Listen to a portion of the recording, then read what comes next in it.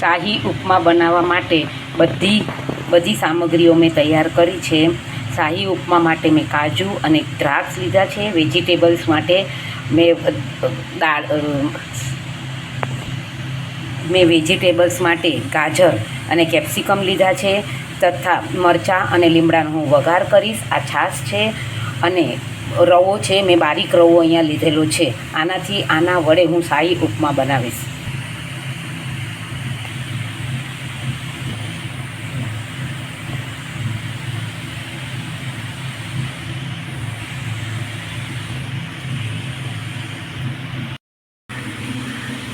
મેં આમાં કેપ્સિકમ અને ગાજર પણ નાખી દીધા છે. હવે હું એને સતત હલાવતી રહીશ અને થોડુંક મસ્તું બ્રાઉન કલરનું થાય. તમે જોઈ શકો છો નીચે આપણો રવો બ્રાઉન કલરનો થઈ ગયો છે. હવે મેં આમાં સાકર પધરાવી દીધી છે.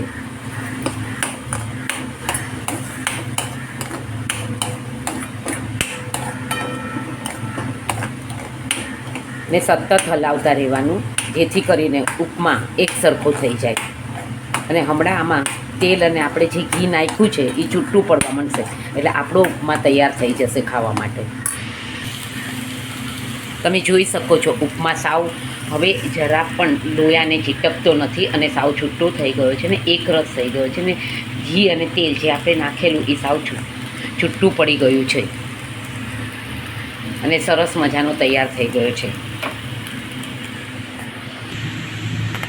આ આપણો શાહી ઉપમા ખાવા માટે તૈયાર થઈ ગયો છે. આ સ્વાદિષ્ટમાં અતિ સરસ અતિ સુંદર લાગે. ને આ ખોપરાની ચટણી માટે મેં અહીંયા આગળ વઘાર માટે હવે હું આમાં રાઈ લઈશ અને રાઈ અને લીમડા અને મરચાંથી એનો વઘાર કરીશ. આમાં મેં ખોપરું, મલાઈ અને હું 1 ચમચી જેટલું દહીં અને મીઠું નાખી સ્વાદ પ્રમાણે. તમે જોઈ શકો છો આ મેં ચટણી માટે ખોપરાની ચટણી માટે બધી વસ્તુને રેડી રાખી છે. આમાં મેં ખોપરું લીધું છે પછી વઘાર માટે મરચું તથા લીમડો લીધો છે. નીચે મેં મલાઈ લીધી છે. આ મલાઈ ચટણી ખાવામાં બહુ જ સ્વાદિષ્ટ લાગે છે. અને આમાં હવે હું 1 ચમચી દહીં નાખીશ અને કોથમરી અને ચણા મેં ડાળિયાને પલાળી દીધા છે. પાણીમાં પલાળવાથી ચટણીનો સ્વાદ બહુ જ સરસ લાગે છે. આપણે 5-10 મિનિટ જો એને પાણીમાં પલાળવામાં આવે છે તો ચટણી સ્મૂથ અને સ્વાદિષ્ટ બને. મેં આ એક મિક્સચર જારમાં બધું મિક્સ કરીને રાખ્યું છે. હવે આની સ્મૂથ હું પેસ્ટ કરીશ. પહેલાં હું ડાળિયા સાથે આ બધાને પીસી લઈશ અને પછી કોપરા સાથે પીસીશ.